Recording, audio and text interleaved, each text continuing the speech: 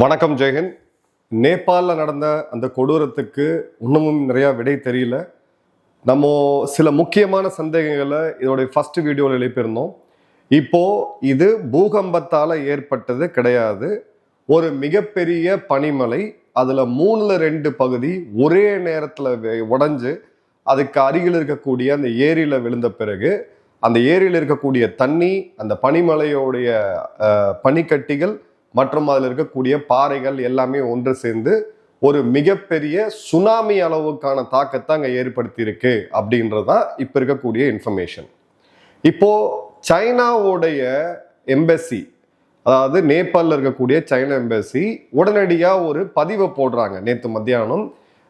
அதாவது இதுக்கு சைனாவோல இருந்து இருந்த பனிமலை உடைஞ்சது தான் காரணம். சைனான்னு அவங்க குறிப்பிடுறது திபெத்தை, அதனாலதான் நேபாளில் வெள்ளம் வந்துருச்சு அப்படின்னு சொல்லி எல்லாரும் தவறான கருத்துக்களை பரப்புறாங்க.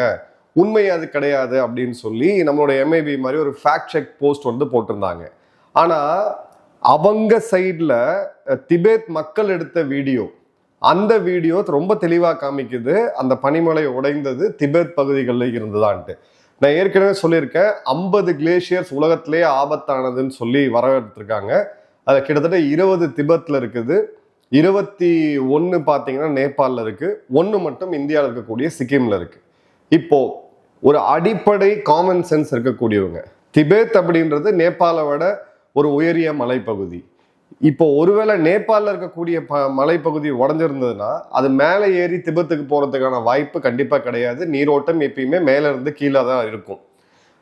இது ஏன் இவங்க அவசரமா பண்றாங்க அப்படின்ற போது 2 முக்கியமான வீடியோக்களை அவங்களுடைய ஆங்கில handles, English speaking handles X தளத்தில் இருக்கிறாங்க. இதை நம்ம வாட்ஸ்அப் மற்றும் டெலிகிராம் சேனல்ல பகிர்றோம். இது யூடியூப்ல நம்ம பகிர முடியாது.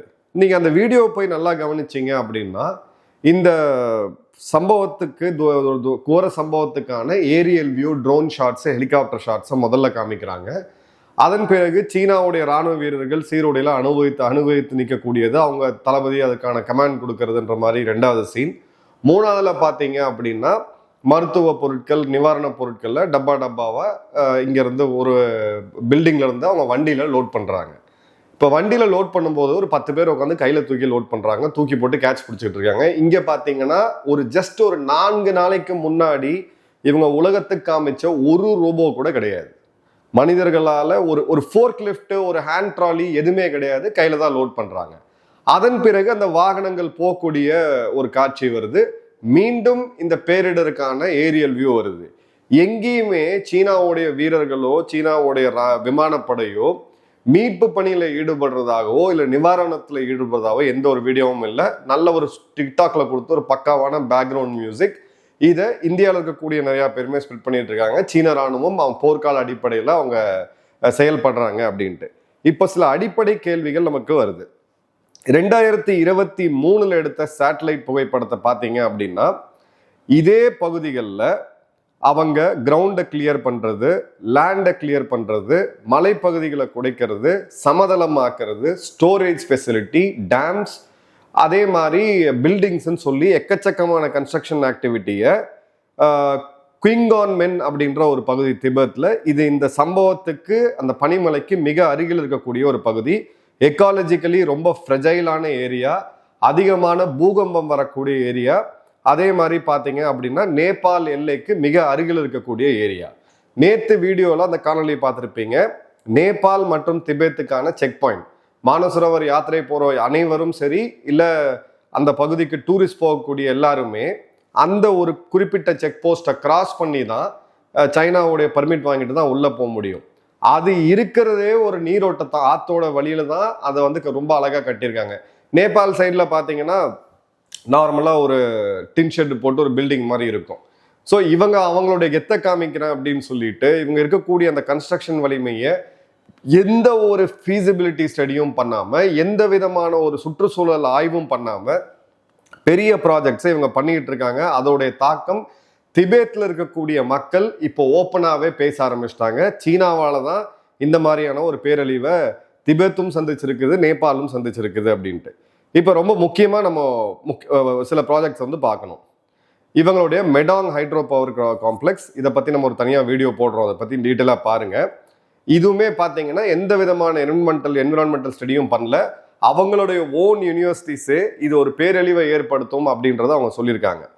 அடுத்தது பார்த்தீங்க அப்படின்னா திபெத்தில் இருக்கக்கூடிய ப்ரோக்ராம், நூற்றுக்கணக்கான ஹைட்ரோ பவர் ப்ராஜெக்ட்ஸ் 2000 ஆரம்பிச்சு இப்போ வரைக்கும் பண்ணியிருக்காங்க. 2 மேஜர் ஹைவேஸ் G219 மற்றும் G318, இது ரெண்டுமே நேபாள் திபெத்தை வந்து கனெக்ட் பண்ணக்கூடியது.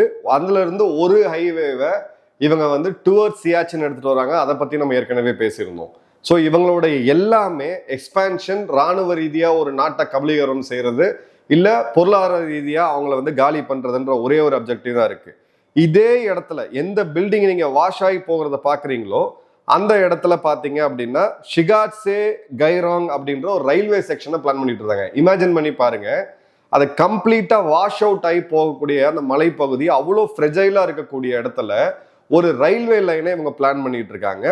அதே மாதிரி சியாச்சின் திபெத் ரயில்வே அப்படின்ற இன்னொரு ரயில்வே லைனும் போட்டு நேபாளையும் திபெத், அதாவது இவங்க ஆக்கிரமிச்சு வச்சிருக்கக்கூடிய திபெத்தையும் ஒரு ரயில் கனெக்டிவிட்டி கொடுத்து புது ரோட்ஸ், டனல்ஸ், பார்டர் வில்லேஜ் மற்றும் டூயல் யூஸ் இன்ஃப்ராஸ்ட்ரக்சர் போருக்கும் போது அதை பயன்படுத்திக்கிறதுக்கான இந்த வந்து கம்ப்ளீட்டா உலகம் எதை ஒரு 50 டேஞ்சரஸான கிளேஷியர்னு கிளாசிஃபை பண்ணியிருக்காங்களோ அதை சுத்தி இல்ல அந்த இடத்துல தான் இந்த எல்லா ப்ராஜெக்ட்ஸுமே போயிட்டு இருக்கு. இப்போ சைனா லிங்க்டு ப்ராஜெக்ட்ஸை வந்து பார்ப்போம். கெய்ராங் டு காட்மண்டு ரயில்வே லைன், அவங்களோட எல்லை எந்த இடத்துல வாஷ் அவுட் ஆகி போச்சு. திரு சத்குரு அவர்கள் ஒரு எமோஷனலான ஒரு வீடியோ போட்டிருந்தாரு. சத்குருவோடைய அவங்களுடைய ஃபாலோவர்ஸ் உலகம் முழுக்க இருக்கக்கூடியவங்க, இந்தியர்கள் உட்பட ஒரு பேட்சா அங்கே போய் இறங்குறாங்க. அந்த இடத்துல காலையில 7:45 கால் பண்றாங்க. அதன் பிறகு 10 நிமிஷம் கழிச்சு அவங்களுடைய ஃபோன் தொடர்பு இல்லாமல் போகுது. இந்த இடைப்பட்ட அந்த டைம் ஸ்டாம்போட தான் அந்த வீடியோ வந்துச்சு. அந்த கம்ப்ளீட் பில்டிங்கே கிட்டத்தட்ட 60 அடிக்கு தண்ணி ஒரு செகண்ட்ல வந்து அது எங்க போச்சுன்னே இருக்காங்கன்னே தெரியாம சூழல் இல்லாம கொண்டு போகக்கூடிய ஒரு சூழ்நிலையை பார்த்தோம். அதே இடத்துல தான் இந்த கைராங் டு காட்மண்டு ரயில்வே லைனை இவங்க இது பண்ணிட்டு இருக்காங்க. இப்போ அதை வந்து ஆரம்பிக்கல, கன்ஸ்ட்ரக்ஷன் ஆரம்பிக்கல, இந்த வருஷம் ஆரம்பிக்கணும். இந்த இடத்துல நேபாளுக்குள்ள ஒரு 72 கிலோமீட்டர், நேபாளில இருந்து திபெத் எல்லைக்குள்ள பாத்தீங்க அப்படின்னா அங்க ஒரு 100 கிலோமீட்டர்ன்றது. அடுத்தது இவங்களுடைய சயப்ருவேசி ரசுவாகாதி அப்படின்ற ஒரு ரோடு, இதுல டோக்கா சத்தாரா அப்படின்ற ஒரு டனல். இது யோசிச்சே பார்க்க முடியாது, அதையும் ஃபீசிபிலிட்டி ஸ்டடியில இது பண்ணிட்டு இருக்காங்க. எக்கச்சக்கமான ஃபண்டிங்கு. காட்மண்டுவோட ரிங் ரோடு, கலாங்கி பசுந்தரா அப்படின்ற ஒரு ஸ்ட்ரெச், காட்மண்டுல இருக்கக்கூடிய ஒரு ரிங் ரோடு. காட்மண்டு ரொம்ப க்ரௌடடான ஏரியா, அந்த இடத்துல ஒரு ஹைவே அமைக்கிறாங்க அப்படின்றத பார்க்குறோம். அதன் பிறகு 220 கிலோவாட் திறன் உள்ள கெருங் ரசுவகாதி சில்லிமே அப்படின்ற ஒரு டிரான்ஸ்மிஷன் லைன், ஒரு எலக்ட்ரிசிட்டி ட்ரேடுக்கு இது பண்றாங்க. நேபாளில் மின்சாரம் உற்பத்தி பண்ணி திபெத்துக்கு எடுத்துட்டு போறதுக்கான வேலை. இது தவிர சிறிதும் பெரிதுமா ஒரு 100கணக்கான ஹைட்ரோ பவர் ப்ராஜெக்ட்ஸ், டேம்ஸ். இந்த இடத்துல மட்டுமே 20 ஹைட்ரோ பவர் ப்ராஜெக்ட்ஸ் இருந்த இடம் தெரியாம காணாம போயிருக்கு. இப்போ ஒரு நாள் ஃபிளட்ல மட்டுமே. இப்போ 26ஆம் தேதி நடந்த இந்த கோர சம்பவத்துல கைராங் போர்ட் ஏரியா இருக்கிறதுலேயே அதிகமாக பாதிக்கப்பட்டது. ஒரு மிகப்பெரிய போர்ட் ஃபெசிலிட்டி, இமிகிரேஷன், நம்மளுடைய transit accommodations, access roads, power, communication எல்லாமே கம்ப்ளீட்டாக மண்ணோட மண்ணா போயிருக்கு. இவங்களுடைய கணக்குப்படி 558 பேர் மிஸ்ஸிங். சீன தரப்புல, அதாவது திபெத் தரப்புல 3 பேர் கன்ஃபார்ம்டா டெத் ஆனாங்க. அந்த வீடியோ பார்த்த எல்லாருக்குமே தெரியும், அந்த வீடியோவில் ஓடுன அந்த மக்களுடைய பாவம், அவங்களோட தலைகளை என்னாலே தெரியும் எவ்வளவு பேர் அதில் இறந்து போயிருப்பாங்கன்ட்டு. இதுலயும் போய் இப்ப நேபாளில் எடுத்தீங்க அப்படின்னா ரசுவகதி கெருங் அப்படின்ற ஒரு ஃப்ரெண்ட்ஷிப் பிரிட்ஜ், இது ஏற்கனவே ஒரு முறை வாஷ் அவுட் ஆச்சு. அதை மீண்டும் கட்டினாங்க. இன்னைக்கு உலகமே பார்க்கக்கூடிய அளவுக்கு அந்த பிரிட்ஜ் மீண்டும் வாஷ் அவுட் ஆச்சு.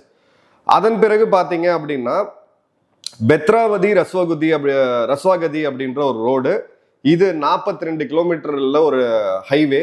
இதுவுமே பல இடங்கள்ல கம்ப்ளீட்டா டெஸ்ட்ராய் ஆயிருக்கு.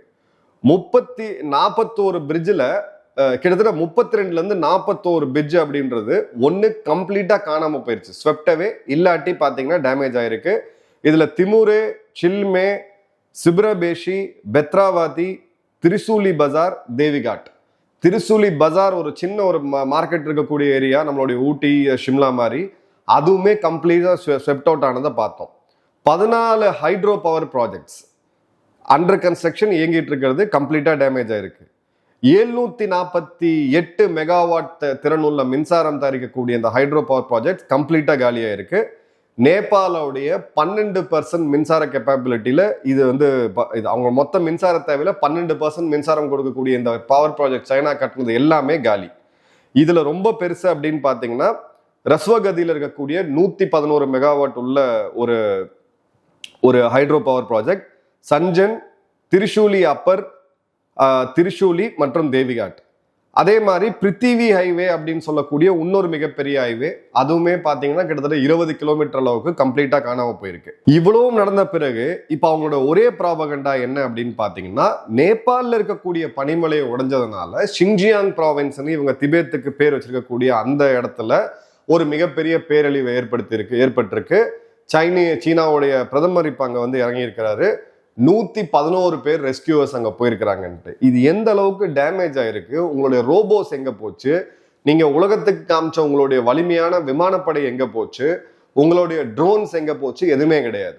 மீண்டும் மீண்டும் அந்த ஹெலிகாப்டர்லயும் அந்த ட்ரோன்லயும் பண்ண ஒரு வீடியோ எடுத்து திரும்ப திரும்ப சர்க்குலேட் பண்ணிட்டு இருக்காங்க.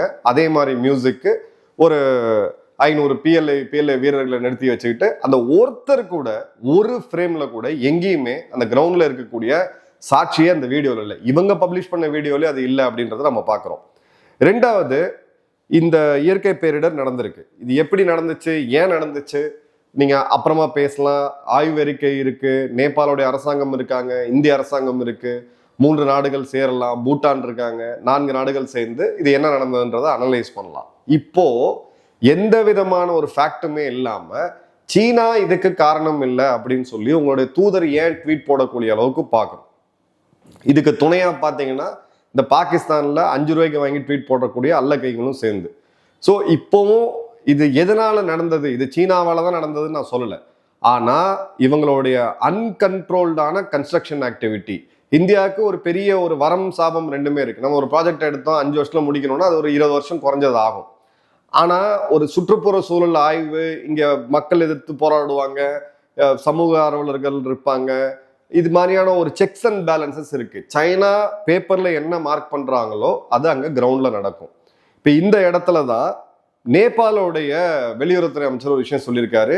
இந்தியா நேபாளுக்கான உறவு, ராமர் சீதை உறவு, நம்மளுடைய கலாச்சாரம் பண்பாடு, இந்து கலாச்சாரம், இதெல்லாம் தாண்டி எக்காலஜிக்கலாவும் வரணும்.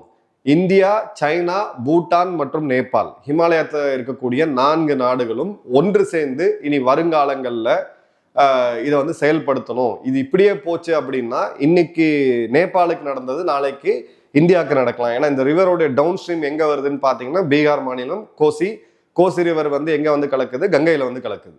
ஸோ இது நம்மளையுமே பாதிச்சிரும். இந்த முறை நல்ல வகையா பாத்தீங்க அப்படின்னா ஃபார்ச்சுனேட்டா இந்தியாவை பாதிக்கலன்ட்டு நல்ல பேச்சு, நல்ல சரியான கருத்து. ஆனா நீங்க அதே இமயமலையில சைனா கூட்ட போட்ட ஒப்பந்தத்துல உங்ககிட்ட அந்த கேப்பபிலிட்டி இல்லைனாலும் பரவாயில்ல, இந்தியாட்ட இதுக்கு ஒரு ட்ரைபார்ட்டைவா வச்சு இந்தியாவுடைய வல்லமையை நீங்க யூஸ் பண்ணிக்கலாம், இந்தியாவோட இன்ஜினியர்ஸை நீங்க யூஸ் பண்ணிருக்கலாம், ஃபீசிபிலிட்டி ஸ்டடி என்ன இருக்குன்னு பண்ணலாம், இந்திய தரப்புல இருக்கக்கூடிய அரசு நிறுவனங்கள், தனியார் நிறுவனங்களை கூப்பிட்டு நீங்க ஃபீசிபிலிட்டி ஸ்டடி பண்ணல. ஸோ அது காலம் கடந்து இப்ப நம்ம பேசிக்கிட்டு இருக்கோம், இது எல்லாமே ஓகே. பட் இப்போ இந்த பாதுகாக்கப்பட்ட கிளேசியர்ஸ் அப்படின்றது ஒரு பக்கம். இப்போ உலகத்தோடைய மொத்த காற்று மாசு அப்படின்னு நம்ம எடுத்தோம்னா மொத்த பொல்யூஷன்ல 1000ல் 1 பங்கு, அதாவது 0.1% அதுல ஒரு 1000ல் 1 பங்கு தான் நேபாள். ஆனா இன்னைக்கு அந்த நாடு எவ்வளவு பெரிய விலையை கொடுத்துட்டு இருக்குன்றது பாக்குறோம். இப்போ சீனா இன்னொரு வார்னிங்கே கொடுத்துருக்காங்க. அந்த வார்னிங் என்ன அப்படின்னு பாத்தீங்கன்னா, இதே மாதிரியான இன்னொரு பனிமலை ஏறி திபேத்ல இருக்கு, அதுவும் உடையறதுக்கான வாய்ப்பு இருக்கு. அதுல வந்து பாத்தீங்க அப்படின்னா கிட்டத்தட்ட 3 கோடிக்கும் அதிகமான கியூசெக்ஸ் தண்ணீர் இருக்கு. ஒருவேளை அந்த பனிப்பாறை உடைந்தால் இந்த இடத்துல நீங்க உஷாரா இருந்துக்குங்கன்னு சொல்லி சைனா சொல்லுது. எந்த விதமான ஃப்ளட் வார்னிங்கும் இதுக்கு முன்னாடி கொடுக்கல.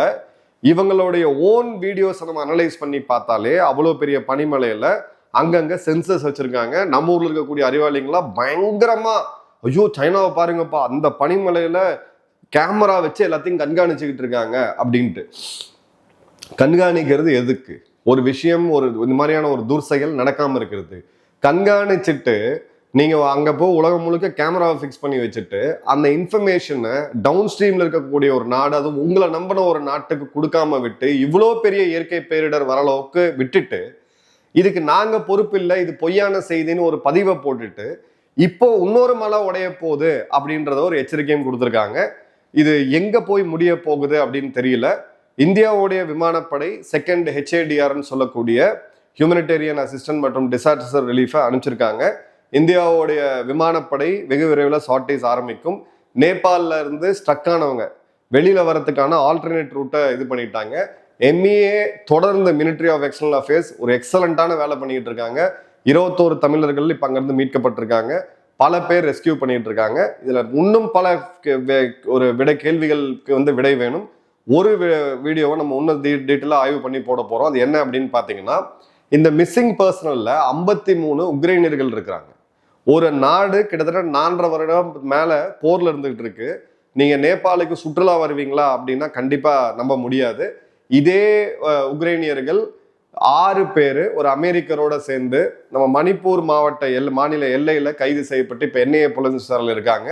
இதுல நிறைய வெளிநாட்டவர்கள் இங்க வந்து இருக்கிறது, குறிப்பா வெளிநாட்டவர்கள் டூரிஸ்ட் வர்றது பெரிய விஷயம் கிடையாது, நல்ல விஷயம் தான். ஆனா ஒரு போர் இருக்கக்கூடிய நாட்டுல அதுவும் இளைஞர்கள் அங்க தேடி தேடி இப்ப ராணுவத்துல சேர்த்துட்டு இருக்காங்க. இந்த 53 பேர் இங்க என்ன பண்ணிருக்காங்கன்ற இன்னொரு கேள்வியும் எழுது. மீண்டும் ஒரு வீடியோல சந்திப்போம். நன்றி, வணக்கம், ஜெயஹிந்த்.